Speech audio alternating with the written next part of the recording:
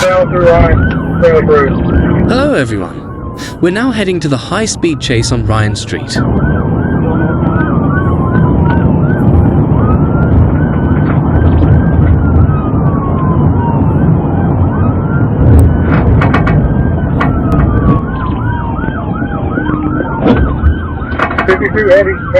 He hit a car stopped at a red light and collided with another car parked on the side of the road before coming to a stop. The speed was really alarming, wasn't it? Fortunately, there was no collision with any pedestrians, otherwise, the consequences would have been unimaginable.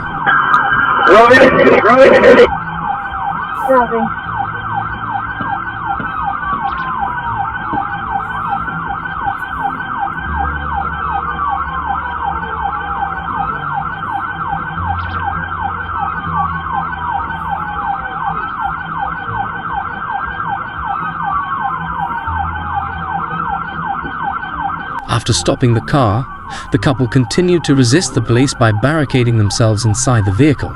The police had to use batons to break the windows and arrest them.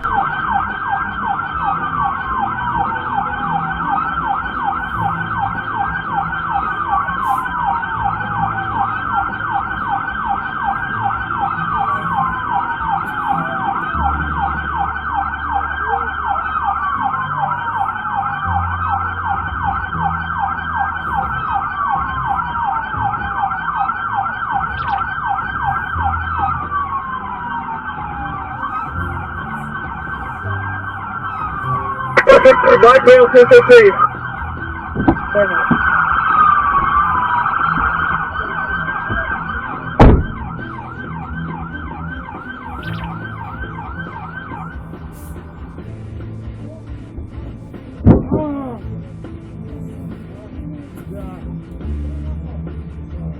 Cody Davis took the stand in his defense, claiming he continued driving because the brakes were not working. It's quite an unbelievable claim, isn't it? This vehicle was also stolen, and he disposed of a firearm before being arrested to avoid further charges. Cody Davis and his girlfriend were very lucky to survive the high-speed chase, but the man we saw at the beginning of the video wasn't as fortunate. What happened? Let's continue watching to find out. It all started at a restaurant in Pleasantville when police were notified of a person carrying a suspicious object that appeared to be a gun.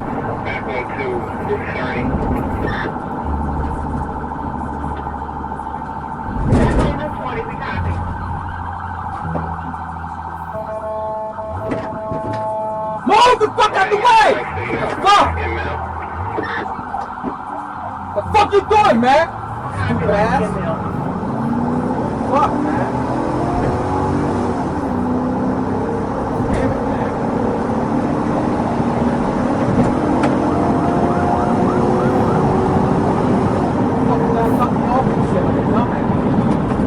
A lengthy police chase through 4 towns culminated in a tragic incident involving Antoquan Watson, 27, of Williamstown.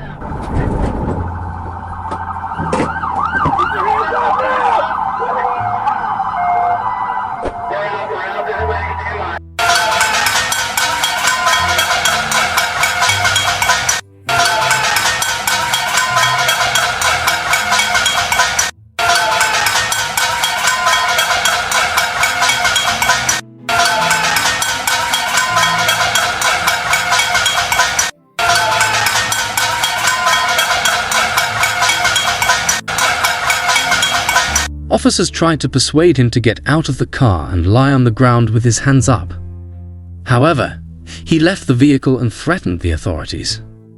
In this particular situation, the officers acted to protect themselves and their colleagues, in compliance with the policy regarding the use of force. The incident caused public protests and demands for justice. The release of the dashcam video further fueled the debate about police use of force and discrimination. The multiple actions taken against Antoquan Watson have raised important questions about whether the response was excessive and whether officers could have taken alternative actions to de-escalate the situation.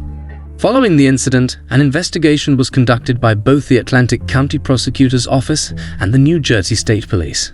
Investigators reviewed dashcam video, forensic evidence, and witness statements to determine the facts of the case.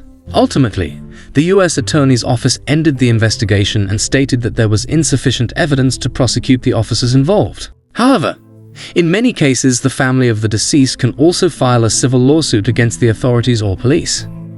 Antoine Watson's family filed a lawsuit and reached a settlement in 2016. His wife received $200,000 and his son was awarded $1.5 million, paid in installments starting at age 18.